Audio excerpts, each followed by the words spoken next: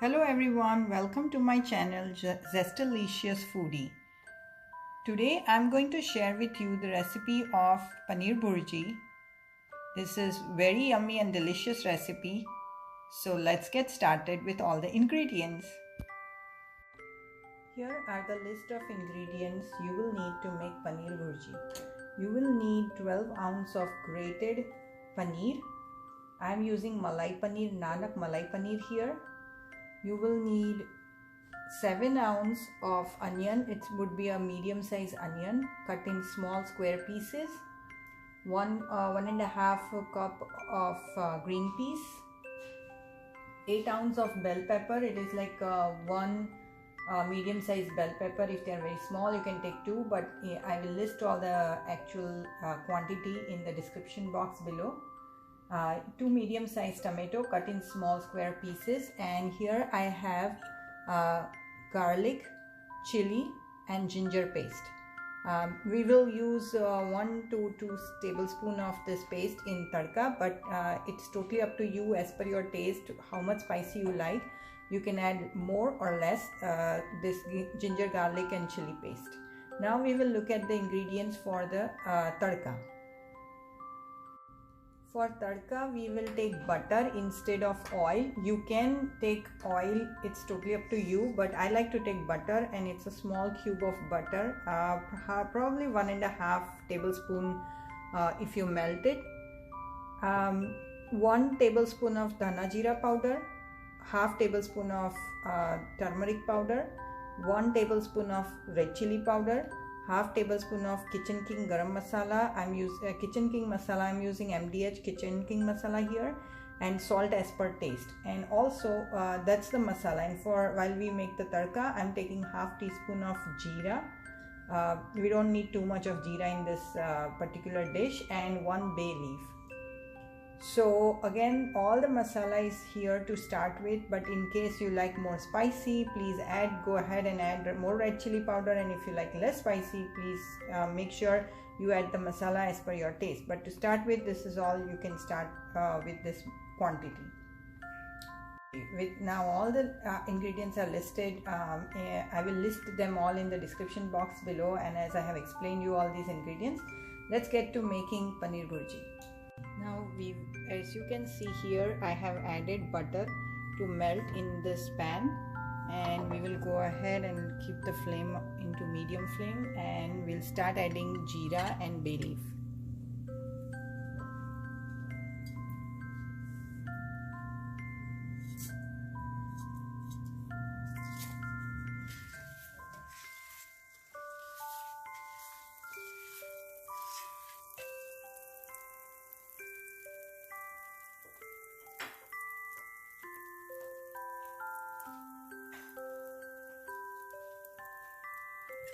Once it gets little bit simmered, we will add onion.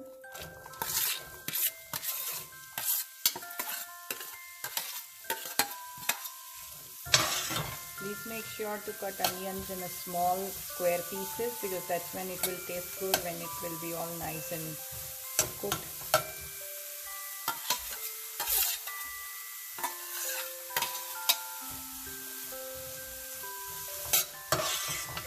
Now we will cover the lid for few minutes, because we want onion to completely get sauteed, and then we'll add the rest of the ingredients. Keep the gas stove on slow medium flame, because we don't want onions or anything to get burnt here.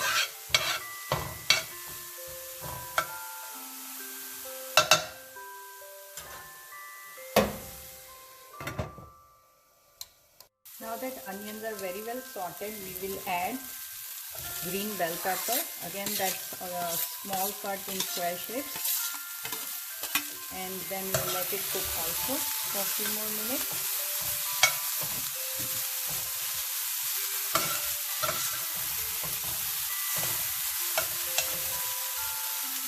Now here you can see that the green bell pepper, onion, everything is nicely sauteed. One thing I forgot to mention before is the ginger, garlic and chili paste that I made. I kind of forgot to add that in the beginning. but then I added it in between, and now it's all good sorted. So just make sure that you add that in the beginning when you put the butter, ghee or oil, whichever one you want to use, and start with, and then make tadka with that ingredient. Now everything here up to now, this process is nicely sorted. Now we will go ahead and add tomato in it. Now even green peas you can add it, because I have pre-boiled it. I don't need to cook it actually, so I'm going to add the green peas and tomato and let it simmer for some more time, and then we will start adding all the masala to it. This is very important because this is what is going to make nice consistency. So we will let it sit for another 5 minutes. So you remember, like what I have done is for 5 minutes I let onion simmer, then I let green bell pepper, let it simmer for another 5 minutes. So all the ingredient vegetables I'm leaving it for 5 minutes, and then I'm covering the lid so that it nicely cooks. So we'll do that again, and then in 5 minutes we will come back and add the masala. Now let's take a look and see if tomato is already a little bit soft. Now it's a good time to add all the masala, so while it's cooking it will also get the flavor into it. So I'm going to go ahead and add the masala.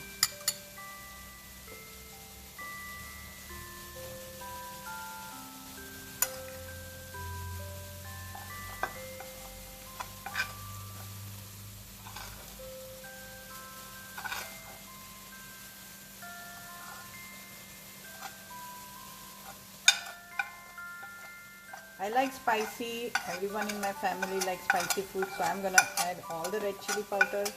But as I mentioned, please make sure masala is as per your taste and everyone likes in your family.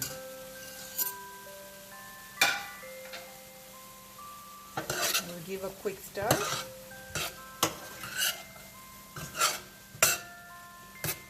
And now here, which I haven't mentioned before, but I'm going to add very much a little bit of water here, because once the paneer comes in, things becomes dry, and this curry is dry, but you need the moisture in it. So I'm going to add some water. You see here, very little bit of water. It's like hardly I'm adding this much of water here. So I'll add that. That's it. And again, cover the lid, let the masala mix well with all the veggies, and then the last step we will add is paneer in it, shredded paneer.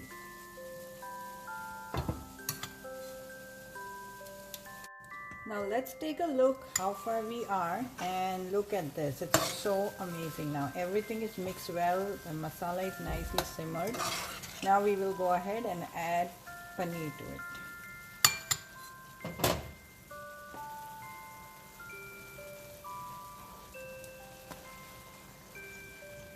Make sure you get the Nanak Malai Paneer, because as per my experience from buying different paneer, I like the Malai Paneer that's more soft, and when it cooks and properly after when the curry is ready, it is really soft and nice texture.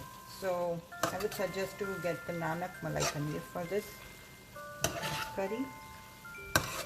Now we'll mix it well, and then again we will let it sit for another 5-10 minutes on a all this cooking I did in slow to medium flame, not at all in high flame, because all these vegetables takes time, and at the same time we want to make sure we are nothing gets burnt at the bottom. So please cook on a slow to medium flame. Now once we will cover the lid again, it will release some water, and that's okay.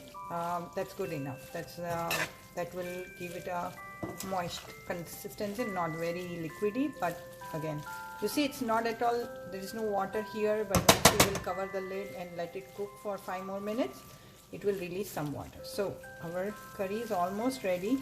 Now paneer will grasp all the masala, so we will cover the lid